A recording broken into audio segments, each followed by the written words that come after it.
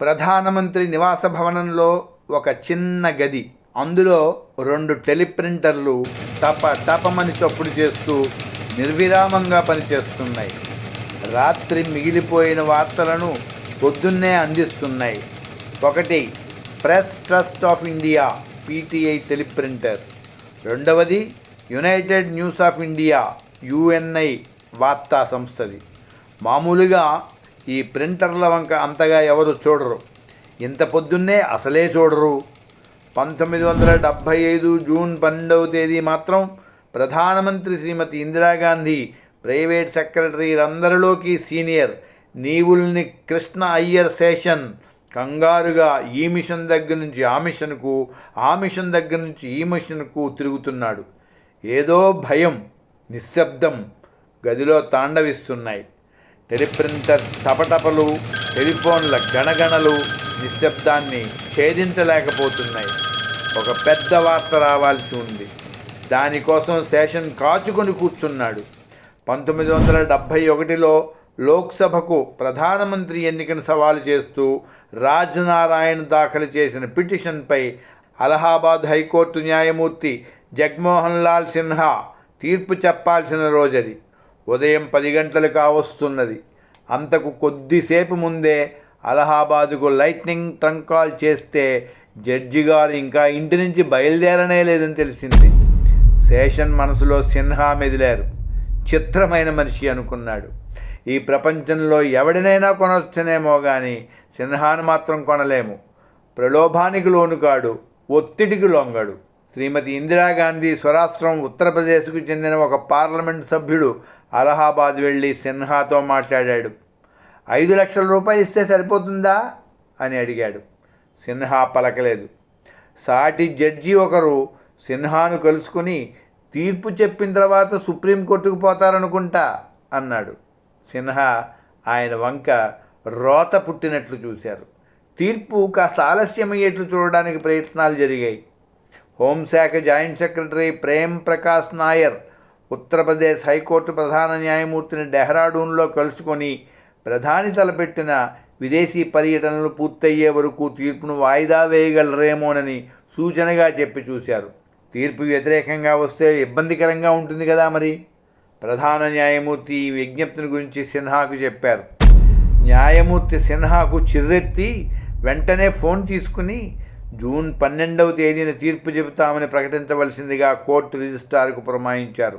June 8వ తేదీన గుజరాత్ శాసనసభ ఎన్నికలు జరిగే ముందు తీర్పు చెబితే ఎన్నికలపై దాని ప్రభావం ఉంటుంది కనుక అప్పుడు తీర్పు చెప్పకుండా కాంగ్రెస్ పార్టీకి అప్పటికే ఆయన సాయపడ్డారు.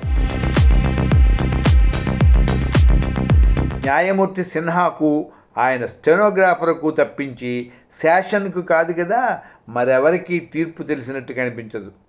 గూఢచారి శాఖ ప్రయత్నాలేమీ ఫలించలేదు. కొంతమంది ఇంటెలిజెన్స్ అధికారులు న్యూఢిల్లీ నుంచి అలహాబాద్కు వచ్చి న్యాయమూర్తి సిన్హా స్టెనోగ్రాఫర్ నేగీరామ్ నిగమ్ చేత మాట్లాడించడానికి ప్రయత్నించారు. స్టెనోగ్రాఫర్ది న్యాయమూర్తిలాగా గట్టిపట్టే అనిపించింది. బెదిరింపులు కూడా పని చేయలేదు. జూన్ 11వ తేదీ రాత్రి నుంచి నిగమ్, అతని భార్య ఇంట్లో లేరు. కనిపించకుండా ఎక్కడికో పోయారు. నిగమ్ దంపతులకు పిల్లలు లేరు. ఇంటెలిజెన్స్ అధికారులు వెళ్ళి చూస్తే ఇల్లు ఖాళీ. సిన్హాకు దైవం, మతం లాంటి చింతనలు ఉన్నాయి. అందుకే ఒక సాధువు ఆయన ఇంటి ముందు తిష్ట వేశారు. అంతా బాగానే ఉంటుందని సాధువు చెప్పినదొక్కటే కాస్త ఆశారేఖగా కనిపించింది. సిన్హా ఇంటి సరిహద్దు గోడకు వెలుపల సాధువు, కొందరు ఇంటెలిజెన్స్ అధికారులు రోజుల తరబడి పడిగాపులు పడి ఉన్నారు. కానీ స్టెనోగ్రాఫర్కు సిన్హా ఏమి చెప్పి టైప్ చేయించారో సాధువుకు తెలిసే అవకాశం లేదు. తీర్పులో అసలు భాగం 11వ తేదీని సిన్హా సమక్షంలో టైప్ అయింది. ఇక ఆ పైన మరెవరికీ కనిపించద్దని సిన్హా స్టెనోగ్రాఫర్కి చెప్పినట్టుంది. సిన్హా తన అభిప్రాయాలను ఎక్కడా పొక్కనివ్వలేదు. విచారణ జరిగే రోజుల్లో కూడా ఆయన ఎటు మొగ్గుతున్నారో తెలుసుకోవడం సాధ్యమయ్యేది కాదు. ఒక పక్షాన్ని 2 ప్రశ్నలు అడిగారంటే ఎదుటి పక్షాన్ని కూడా లెక్కపెట్టి 2 ప్రశ్నలు అడిగి తీరేవారు. విచారణ 4 సంవత్సరాలు సాగింది. 1975 మే నెల 23వ తేదీన విచారణ ముగిసిన నాటి నుంచి సిన్హా ఇల్లు కదలలేదు. టెలిఫోన్లో ఎవరితోనూ మాట్లాడలేదు. శేషన్ మరోసారి చేతి గడియారం వంక చూశాడు. అప్పటికి ఇంకా మామూలు వార్తలు టెలిప్రింటర్ల మీద టప టపమంటూ వస్తూనే ఉన్నాయి. 10 గంటలకు ఇంకా 5 నిమిషాల సమయం ఉంది. టైం విషయంలో సిన్హా మహానిక్కచ్చి మనిషి. ఈ పాటికి కోర్టుకు బయలుదేరే ఉంటాడనుకున్నాడు శేషన్. అనుకోవడం ఏమిటి, అప్పటికి నిజంగానే బయలుదేరారు. సిన్హా 55 సంవత్సరాల బక్కపలచని న్యాయమూర్తి. నేరుగా కారులో కోర్టుకు చేరుకున్నారు. ఆయన కోర్టు గది నంబరు 24. సిన్హా గదిలోకి వచ్చి కుర్చీలో కూర్చున్నారు. నీటుగా డ్రెస్సు వేసుకున్న పేష్కారు ఆ గదిలో క్రిక్కిరిసిన జనాన్ని ఉద్దేశించి, వినండి, న్యాయమూర్తి గారు రాజనారాయణ్ పిటిషన్ మీద తీర్పు చెప్పినప్పుడు ఎవ్వరూ చప్పట్లు కొట్టకూడదు అన్నాడు. సిన్హా తీర్పు 258 పేజీలు ఉంది. ఈ కేసుకు సంబంధించిన వివిధ విషయాలపై నా నిర్ణయాలను మట్టుకే చదువుతాను అంటూ ఆయన తీర్పు చెప్పడానికి ఉపక్రమించి వెంటనే పిటిషన్ ఆమోదించబడింది అన్నారు. పిటిషన్ ఆమోదించడం అంటే రాజనారాయణ్ వాదన నెగ్గిందన్నమాట. ఒక్క క్షణం అంతా దిగ్భ్రాంతి చెందారు. మరుక్షణంలో హర్షధ్వానాలు మారుమ్రోగాయి. పత్రికా ప్రతినిధులు టెలిఫోన్ల దగ్గరకు, ఇంటెలిజెన్స్ అధికారులు ఆఫీసులకు పరుగులు తీశారు. 10 గంటల 2 నిమిషాలకు యుఎన్ఐ టెలిప్రింటర్ గంట మోగింది. శ్రీమతి గాంధీ ఎన్నిక రద్దు అని మొదటి ఫ్లాష్ వచ్చింది. శేషన్ అంతమట్టుకు టెలిప్రింటర్ కాగితం చింపి ప్రధానమంత్రి ఉన్న గది వైపు చకచకా వెళ్ళాడు. ఇండియన్ ఎయిర్లైన్స్లో పైలట్గా పనిచేస్తున్న ఆమె పెద్ద కొడుకు రాజీవ్ గాంధీ గది ముందు కనిపిస్తే వార్తను ఆయన చేతికి అందించాడు. నీ ఎన్నికను రద్దు చేశారు అని రాజీవ్ తల్లికి చెప్పాడు. పెద్దగా ఉద్రేకపడకుండా ఆమె వార్త విన్నది. ఏమవుతుందోనని ఆందోళన మరి లేదు. వెనుకటి రోజంతా ఆమె ఇదే విషయం గురించి ఆలోచిస్తూ ఉంది. దీనికి తోడు ఆప్తమిత్రులలో ఒకరు దుర్గాప్రసాద్ ధర్ పోయారనే దిగులు. మొదట కొంతకాలం క్యాబినెట్ మంత్రి, తర్వాత మాస్కోలో భారత రాయబారి. కిందటి రోజంతా అదోలా ఉన్నా ఆ ఉదయం మటుకు ఉల్లాసంగానే కనిపించారు శ్రీమతి గాంధీ. ఇంతలో మరో ఫ్లాష్ వచ్చింది. 6 సంవత్సరాల కాలం ఆమె ఏ ఎన్నికలోనూ పోటీ చేయకూడదు. ఇది ఆమెను కలవరపెట్టినట్లు అనిపించింది. పెళ్ళుబికి వస్తున్న ఉద్వేగాన్ని దాచుకుంటున్నట్లు అనిపించింది. నెమ్మదిగా హాల్లోకి నడిచింది. ఎన్నికలో ఆమె 2 అక్రమాలు చేసినట్లు సిన్హా తీర్పు చెప్పారు. మొదటిది, ప్రధానమంత్రి సచివాలయంలో స్పెషల్ డ్యూటీ ఆఫీసర్గా ఉన్న యశ్పాల్ కపూర్ను తన గెలుపు కోసం ఉపయోగించుకోవడం. ప్రభుత్వ ఉద్యోగిగా ఆయనను అలా ఉపయోగించి ఉండవలసింది కాదు.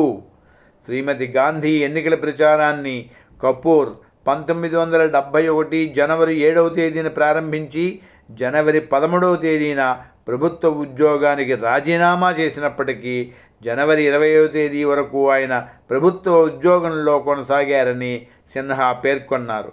1970 డిసెంబర్ 29వ తేదీన న్యూఢిల్లీలో పత్రికా విలేకరుల గోష్ఠిలో మాట్లాడినప్పుడే ఎన్నికలలో పోటీ చేయాలనే తన నిర్ణయాన్ని శ్రీమతి గాంధీ ప్రకటించి ఆనాడే తన అభ్యర్థిత్వాన్ని చాటుకున్నదని న్యాయమూర్తి ఉటంకించారు. రెండో అక్రమం, తాను మాట్లాడబోయే ఎన్నికల ప్రచార సభలకు శ్రీమతి గాంధీ ఉత్తరప్రదేశ్ అధికారుల చేత వేదికలను నిర్మింపజేసింది. అధికారులే లౌడ్ స్పీకర్లు ఏర్పాటు చేసి విద్యుత్ శక్తి కూడా సరఫరా చేశారు. రాజనారాయణ్ 1,00,000 ఓట్ల తేడాతో ఓడిపోయారు. ఈ అనౌచిత్యాలు జరగకపోయినా ఎన్నిక ఫలితంలో మార్పు ఉండేది కాదు. ప్రధానమంత్రి గద్దె దిగిపోవలసినంత పెద్ద విషయాలు కావివి. ఒక చిన్న ట్రాఫిక్ నేరానికి ప్రధానమంత్రిని పదవి నుంచి తప్పించడం లాంటిది ఇది. కానీ చట్టం చట్టమే. ఒక ప్రభుత్వోద్యోగి నుంచి అభ్యర్థి విజయావకాశాలు పెంపొందించుకోవడం కోసం ఏ రకంగా సహాయం తీసుకున్నా అది అక్రమమవుతుందన్నది సుస్పష్టం. మార్గాంతరం లేదని సిన్హా స్వయంగా తీర్పు ఇస్తూ చెప్పారు. ప్రధానమంత్రి కోసం ప్రత్యేక నిబంధన లేదు. తను మరొక విధంగా తీర్పు చెప్పే అవకాశం లేదు. చట్టాన్ని ఉల్లంఘిస్తే శిక్ష ఏమిటో కూడా చట్టంలోనే నిర్దేశించబడి ఉన్నది. అది న్యాయమూర్తి విచక్షణకు విడిచిపెట్టిన అంశం కాదు. సాధారణంగా ఎప్పుడూ చలాకీగా ఉండే పశ్చిమ బెంగాల్ ముఖ్యమంత్రి సిద్ధార్థ శంకర్ రే, గుండ్రంగా పొట్టిగా ఉండే కాంగ్రెస్ అధ్యక్షుడు దేవకాంత్ బారువా ఆ పూట ప్రధాన నివాసానికి మొట్టమొదట చేరుకున్న ప్రముఖులు. వారి ముఖాలు చూస్తే దిగాలు పడినట్లు కనిపించింది. తను రాజీనామా చేయవలసి వస్తుందని శ్రీమతి గాంధీ చెప్పినప్పుడు వారు కిమ్మనలేదు. వార్త వ్యాపిస్తున్న కొలది కేబినెట్ మంత్రులు ఇంకా ఇతరులు అనేక మంది సఫ్దర్జంగ్ రోడ్లోని ఆ 1వ నంబర్ ఇంటికి వచ్చి పడుతున్నారు. హాలు నిండిపోయింది. కాంగ్రెస్ ప్రధాన కార్యదర్శి పూరబీ ముఖర్జీ లోపలికి వచ్చి పెద్దగా శోకాలు ప్రారంభించింది. అక్కడున్న వారంతా ఎవరో పోయినప్పుడున్నంత విచారంగా కనిపించినప్పటికీ పూరబీ ముఖర్జీ ఏడుపు మట్టుకు మరీ కావాలని చేస్తున్నట్టుంది. శ్రీమతి గాంధీకి కూడా చిరాకు వేసి, నిగ్రహించుకో తల్లి అని చెప్పింది. ప్రధానమంత్రి వివర్ణురాలైనట్టు కనిపించినా నిబ్బరంగా ఉంది. ఆమె సుప్రీంకోర్టుకు అపీలు చేసుకోవచ్చని ఎవరో ఒక సూచన చేశారు. కానీ దానికి చాలా వ్యవధి పడుతుంది. ప్రధానమంత్రి అత్యంత సన్నిహితుడనని చెప్పుకుంటున్న సిద్ధార్థ శంకర్ రే, న్యాయశాఖ మంత్రి హరిరామచంద్ర గోఖలే ఇంకా చర్చిస్తూనే ఉండగా ఇంతలో టెలిప్రింటర్ మీద ఇంకో ఫ్లాష్ వచ్చింది. సిన్హా తన తీర్పును 20 రోజుల పాటు నిలుపుదల చేస్తూ నిర్దిష్టంగా ఉత్తర్వు ఇచ్చారు. వాతావరణం మారింది. అంతా ఒక్కసారి నిట్టూర్చారు. ఎందుకైనా మంచిదని గోఖలే అలహాబాద్కు ఫోన్ చేశారు. తీర్పు నిలుపుదల మాట నిజమే. శ్రీమతి గాంధీ వెంటనే రాజీనామా చేయాల్సిన అవసరం లేదు. సెలవుల్లో పనిచేస్తున్న జడ్జి కృష్ణయ్యర్కు అరగంట తర్వాత గోఖలే పనిచేశారు. ఒకసారి కలిసి మాట్లాడడానికి కృష్ణయ్యర్ ఒప్పుకోలేదు. ఇంతకు జరిగిందేమీ లేదు. తన స్టెనోగ్రాఫర్ను ఇంటెలిజెన్స్ మనుషులు పెట్టిన యాతనకు కోపం తెచ్చుకున్న సిన్హా అసలు తీర్పు నిలుపుదల ఉత్తర్వు ఇవ్వకూడదనుకున్నారు. కానీ అంతకుముందు దాదాపు 12 గంటల కిందటే శ్రీనగర్ నుంచి ప్రత్యేకంగా విమానంలో వచ్చిన శ్రీమతి గాంధీ తరపు న్యాయవాది విఎన్ ఖేర్ న్యాయమూర్తికి నచ్చజెప్పారు. పోలీసులు స్టెనోగ్రాఫర్ని ఏదో చేస్తే అది తన క్లయింట్ తప్పు కాదని వాదించారు. సిన్హా ఒప్పుకున్నారు. తీర్పు నిలుపుదల ఉత్తర్వు కోసం ఖేర్ వాదన ఇది. కొత్త నాయకుడిని ఎన్నుకోవడానికి పార్టీకి కొంత వ్యవధి పడుతుంది. ప్రధానమంత్రిని ఉన్నపళంగా దిగిపోమ్మంటే యావత్ దేశంలో పరిపాలన గందరగోళంలో పడుతుంది. ఇప్పుడు ప్రధానమంత్రి ఇల్లు మంత్రులు, వ్యాపార ప్రముఖులు, ఉన్నతాధికారులు, ఇంకా అనేక మంది పడిగాపులు వాళ్లతో నిండిపోయింది. సిన్హాను గురించి దురుసు మాటలు వినవచ్చాయి. తీర్పును నిలుపుదల చేసినందుకు సంతృప్తిని వ్యక్తపరచడమూ ఉంది. తన తండ్రిలాగానే చాలా కాలంగా ఆశ్రయం ఇచ్చిన వటవృక్షం ఆమె. ఆ మహావటవృక్షాన్ని ఎలాగైనా కాపాడుకోవాలి. దానికి ఇప్పుడు వ్యవధి చిక్కింది. ఈ క్లిష్ట సమయంలో రాజీవ్ తల్లి దగ్గరే ఉన్నారు. ప్రజల కారును తయారు చేయడం కోసం నెలకొల్పిన మారుతి లిమిటెడ్ ఫ్యాక్టరీలో ఉన్నాడు రెండో కొడుకు సంజయ్. తల్లికి వచ్చిన కష్టాన్ని గురించి సంజయ్కి చెప్పాలని ఈ సందడిలో ఎవరికీ తోచలేదు. సంజయ్కి కమ్యూనిస్టులంటే అసహ్యం. వాళ్ళ నుంచి తల్లిని కాపాడటానికి తన అన్నలాగా కాకుండా కొంతకాలంగా సంజయ్ రాజకీయాలలో పెద్ద పాత్రే వహిస్తున్నాడు. విదేశీ కారులో మధ్యాహ్నం సంజయ్ ఇంటికి వచ్చేసరికి అక్కడ బయట పెద్ద జనసందోహం ఉంది. ఏమై ఉంటుందో అతనికి తెలుసు. సరాసరి తల్లి దగ్గరికి వెళ్ళాడు. అతడేమీ మాట్లాడలేదు. కానీ చిన్న కొడుకును చూడగానే ఆమె ముఖం విప్పారింది. సంజయ్ వయసు 28 సంవత్సరాలే. అయినా ఎంత పరిణతంగా సలహా ఇచ్చేవాడో తల్లికి తెలుసు. కుటుంబం వారంతా ఒక గదిలోకి వెళ్ళి తలుపు మూసి మంతనాలు ప్రారంభించారు. కొడుకులు రాజీవ్, సంజయ్ ఇద్దరూ తాత్కాలికంగానైనా సరే ఆమె దిగిపోకూడదన్నారు. సంజయ్ మరీ పట్టుదలగా ఉన్నాడు. ఆమెకు ఇదివరకే తెలిసిన సంగతిని జ్ఞాపకం చేశాడు. ఆమె భయపడవలసింది ప్రతిపక్షాల వారిని చూసి కాదు, అంతకంటే అవకాశాల కోసం ఎదురుచూసే దురాశాపరులు తమ పార్టీలోనే ఎక్కువ మంది ఉన్నారు. అటు తర్వాత ఆమె సామాన్ల గదిలోకి వెళ్ళింది. ఏదైనా ఒక విషమ పరిస్థితి వచ్చినప్పుడు సామాన్ల గదిలోకి వెళ్ళడం ఆమెకు అలవాటు. ఒంటరిగా ఆలోచించుకోవడానికి, కాస్త ఊపిరి పీల్చుకోవడానికి ఆమెకు అక్కడే అనువుగా ఉంటుంది. శ్రీమతి గాంధీ ఆలోచించవలసింది చాలా ఉంది.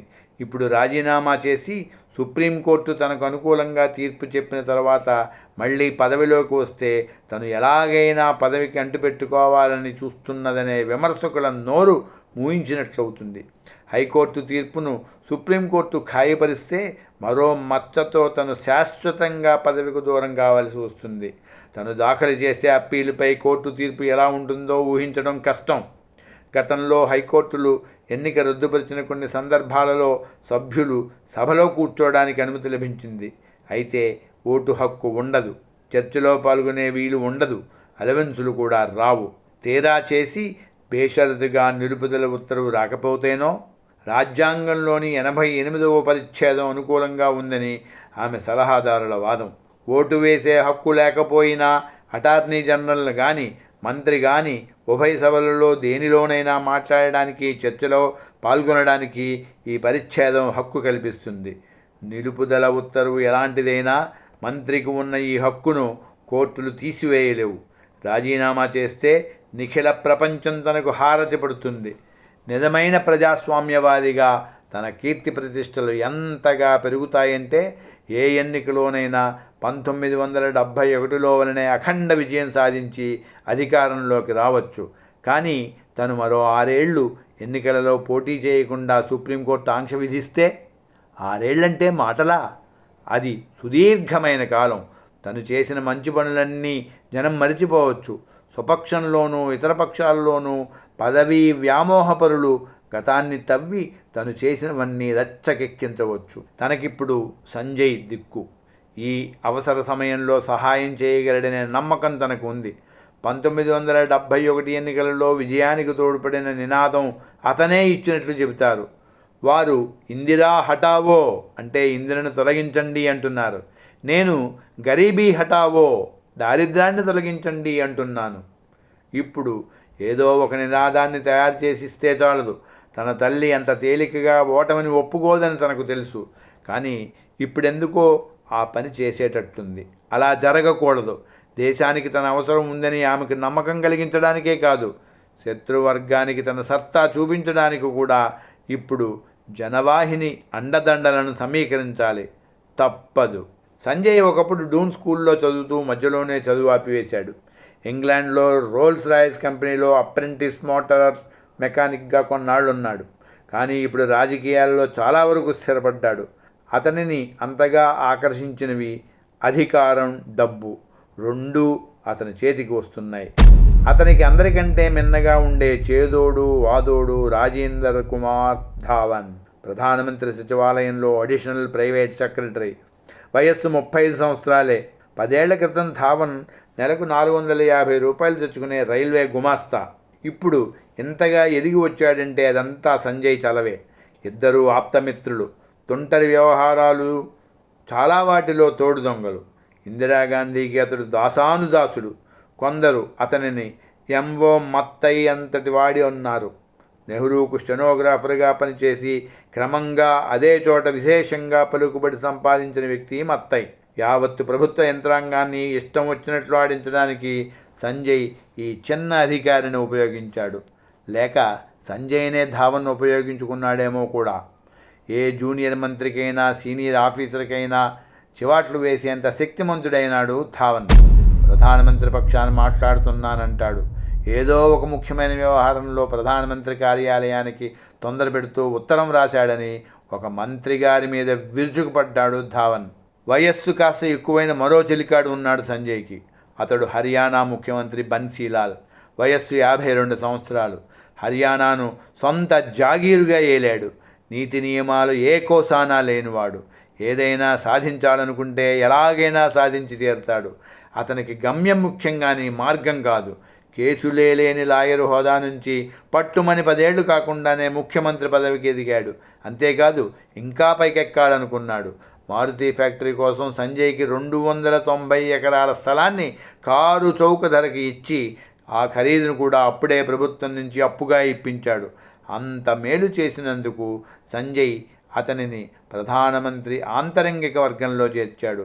ఎప్పుడు పిలిస్తే అప్పుడు హాజరై తప్పు కానీ ఒప్పు కానీ ఏ పని అప్పచెప్పినా ఆ పని చప్పును చేసుకుపోయేవాడు కనుక తల్లి కొడుకు ఎక్కువగా బన్సీలాల్ మీదనే ఆధారపడసాగారు.